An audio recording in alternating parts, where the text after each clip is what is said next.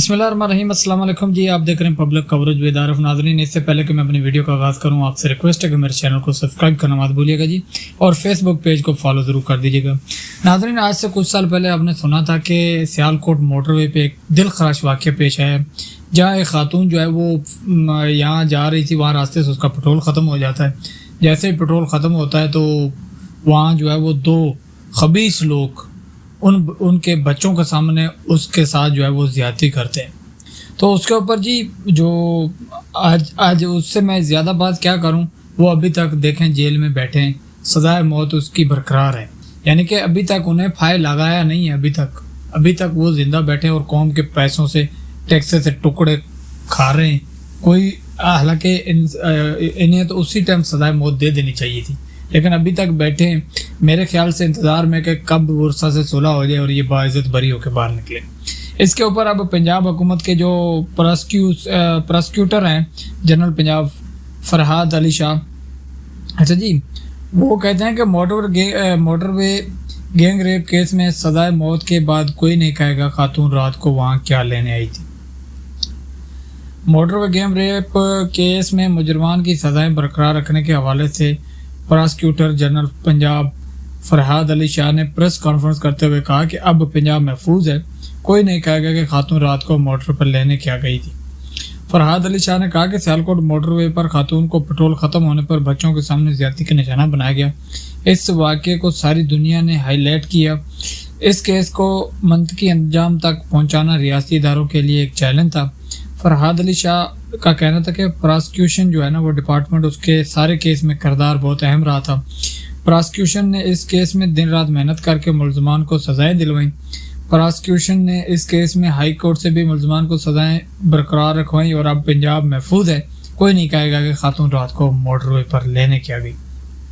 چلو سزا تو دی، اچھی بات ہے، ابھی تک انہیں لٹکایا کیوں نہیں، رکھا کیوں ہوا ہے؟ آج 5 سال سے اوپر ہونے والے ہیں، 5 سال ہو چکے وہ جیل میں بیٹھے ہیں، کس چیز کا انتظار کر رہے ہیں؟ کیا جو ہے وہ سزا سے ابھی تک جو ہے وہ انہیں ان کے ساتھ رحم برتنا، کیا ظالموں کے ساتھ رحم برتنا مظلوموں کے ساتھ زیادتی نہیں ہے؟ کیا اس انتظار میں بیٹھے ہیں کہ وہ خاتون کب صلح کر لے اور یہ باعزت ہو کے بری ہے؟ اس سے پہلے یہ اکیلی ایک خاتون کا معاملہ نہیں ہے، ان بے غیرتوں نے جو ہے نا وہ اور کتنی معصوموں کو اپنی حوث کا نشانہ بنایا، ان کے ورثہ کے سامنے، قریب خواتین کو، ان کے ماں باپ کے سامنے، کتنوں کو انہوں نے جو ہے وہ اپنے حوث کا نشانہ بنایا۔ تو ابھی تک یہ جیل میں بیٹھے، مجھے سمجھ نہیں آتی۔ میں نے سوچا شاید انہیں فائل لگا دیا گیا، لیکن اب پتہ چلا کہ یہ ابھی تک جیل میں بیٹھے ہیں، سزا کاٹ رہے ہیں، اور کسی ایسے مسیحے کا منتظر ہیں جو ان کو باعزت بری کروا دے۔ اور جس طرح ڈیلے ہو رہا ہے ان کی پھانسی، ابھی تک انہیں پھانسی نہیں دی گئی، اس کا مطلب یہی ہے کہ ابھی تک جو ہے وہ انتظار میں کہ کب ورثہ سے صلح ہو جائے اور یہ لوگ باعزت ہو کر واپس پھر آئیں، پھر اپنے جرائم کریں۔ تو یہ حالات ہے جی ہمارے ملک میں انصاف کے۔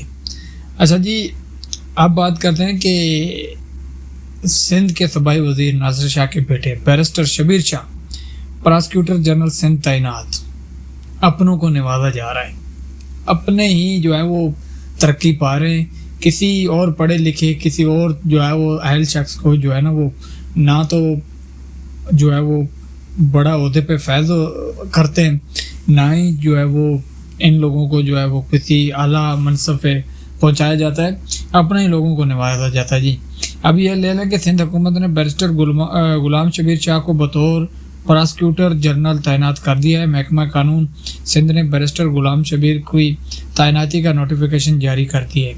بیرسٹر غلام شبیر شاہ وزیر بلدیات سندھ ناصر حسین شاہ کے بیٹے ہیں۔ پراسیکیوٹر جنرل کا عہدہ پراسیکیوٹر جنرل فیض شاہ کے سندھ ہائی کورٹ کے جج کی تعیناتی کے بعد خالی ہوا تھا، جس کے بعد ایڈیشنل پراسیکیوٹر جنرل منتظر مہندی قائم مقام پراسیکیوٹر جنرل سندھ کی حیثیت سے فرائض انجام دے رہے تھے، اور اب جو ہے وہ صوبائی وزیر ناصر شاہ کے بیٹے جو ہیں اس عہدے پر تعینات ہو گئے۔ تو امدے ونڈن رویڑیاں تے ول ول دیون اپنیاں نو۔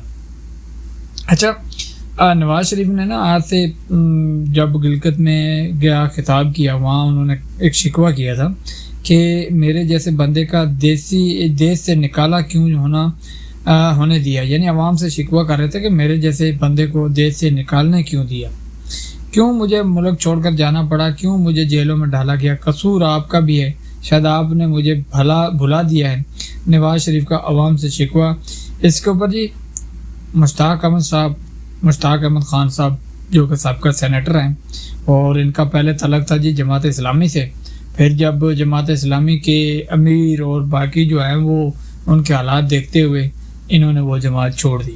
اچھا جی, انہوں نے کہا ہے کہ نواز شریف صاحب جن کی گود میں آپ اس وقت بیٹھے ہیں نا, انہیں کوتوں نے نکالا تھا. جو لائیں وہی نکالنے والے ہیں. جو قوتیں آپ کی پارٹی کو اب دھاندلی سے اقتدار میں لے آئیں, آپ کے بھائی کو فارم 47 کا وزیر اعظم اور بیٹی کو فارم 47 کی وزیر اعلیٰ پنجاب بنوایا ہے, انہیں کوتوں نے آپ کو نکالا تھا. اور ہاں, جن عوام سے آپ گلہ کر رہے ہیں ان سے 50% پاکستانی عوام کو خط غربت سے نیچے دھکیل کر آپ کا بھائی اور بیٹی بطور حکمران بھرپور انتقام لے رہے ہیں. تو میں صرف اتنے ہی پڑھ کے سنا سکتا ہوں, میں اپنا تجزیہ یہاں نہیں دے سکتا جی. میں سینیٹر مشتاق احمد صاحب جتنا بہادر تو نہیں ہوں. اچھا جی, ہیما بقائی وہ کہتی ہے کہ پاکستان میں اشرافیہ کا قبضہ ہے, اتنا خطرناک اور مضبوط ہو چکا ہے کہ نہ عوام کی تنقید اور نہ ہی سامنے موجود حقیقتیں انہیں بدل سکتی ہیں جی. انہیں نہ شرم ہے نہ احساس ہے. یہ لوگ ملک کے غریب اور مجبور عوام کا آخری قطرہ تک نچوڑ رہے ہیں, اور روز بروز مزید لوگوں کو غربت میں دھکیل رہے ہیں. پھر بھی میڈیا پر آ کر کہتے ہیں کہ ہم غریبوں کے لیے کام کر رہے ہیں. حقیقت یہ ہے کہ یہ صرف اپنے فائدے کے لیے کام کرتے ہیں, بدلنا ہی نہیں چاہتے. چاہے بڑی بڑی تنخواہیں ہوں, شاہانہ سہولتیں ہوں, ٹیکس نہ دینا ہو, اور یا سارا بوجھ غریب عوام پر ڈال دینا ہو, انہیں کوئی فرق نہیں پڑتا. حیرت کی بات یہ ہے کہ جب مزید قرض مانگنے یا امداد لینے جاتے ہیں تو مہنگے سوٹ اور جوتے پہن کر بڑے فخری انداز سے سامنے آتے ہیں جی. تو ایسی ہے جی, جتنے کی امداد نہیں ملتی اتنا قوم کا خرچ کر دیتے ہیں. اچھا, دو صحافیوں کے درمیان آپ اندازہ کریں گفتگو. پہلے جی مظہر بارلاس, اچھا جی, وہ کہتے ہیں کہ ایک معاون خصوصی وزیر مملکت نے مبینہ طور پر اپنی وزارت میں 15 لاکھ کے مساج کا بل جمع کروایا. وزیر موصوف کا کہنا ہے کہ انہوں نے تھائی لینڈ سے مساج کروایا تھا. اب وزارت کے سیکرٹری بل پر دستخط نہیں کر رہے. پاکستان میں غربت اور مہنگائی عروج پر ہے, نوٹ کریں جی, اور وزیر مساج کا بل بھی سرکاری کھاتے سے ادا کرنا چاہتے ہیں. کیا لوٹ مار کی گنگا بہہ رہی ہے. اچھا, اس کے اوپر کسی نون لیگ والوں نے رد عمل نہیں دیا.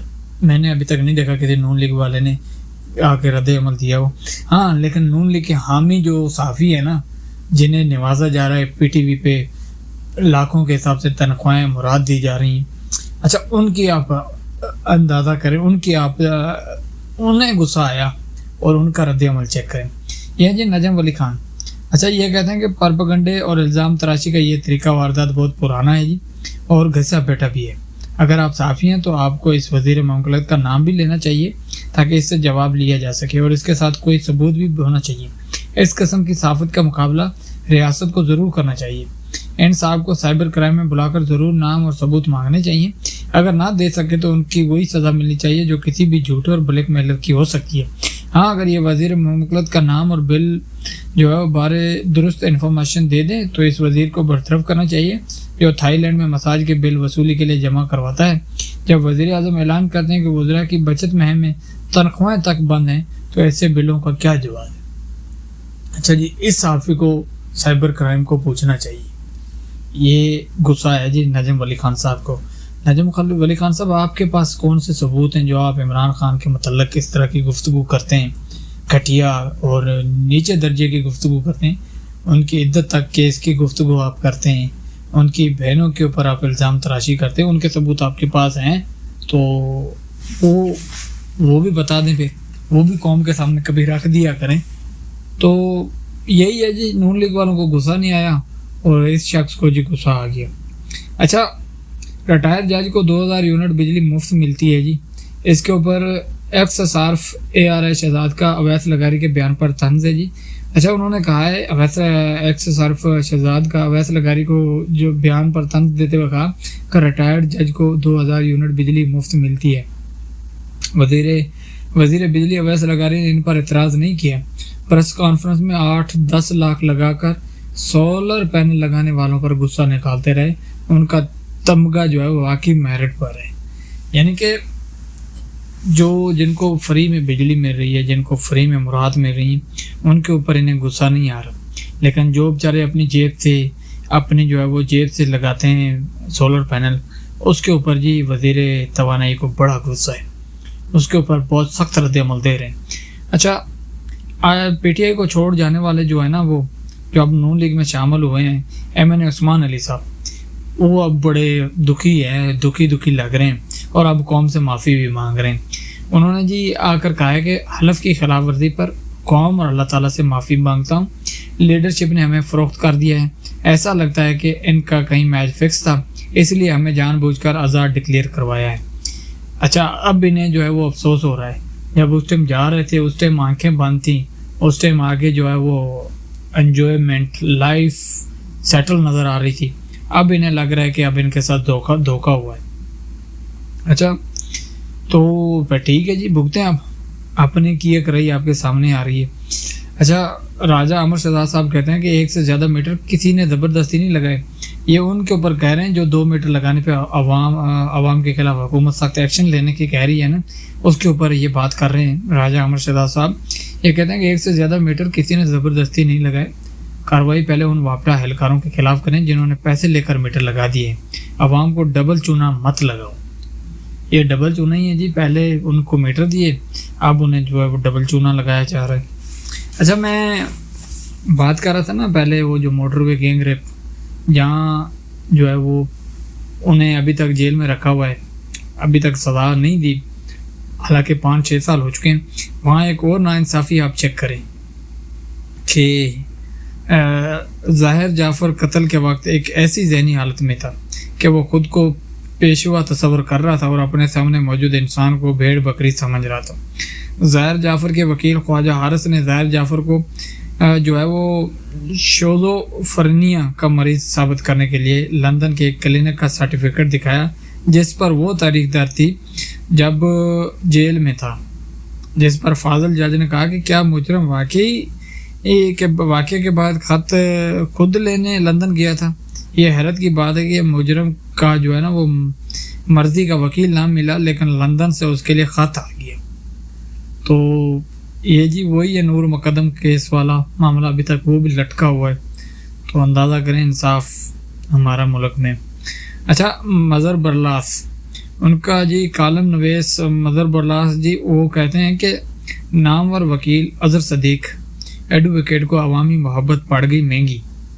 انہوں نے عوامی مفاد میں بجلی کی بڑھتی قیمتوں میں لوڈ شیڈنگ اور گیس کے بحران کے خلاف عدالت سے رجوع کیا، تو مگر جواب میں 1 لاکھ روپے جرمانہ عائد کر دیا.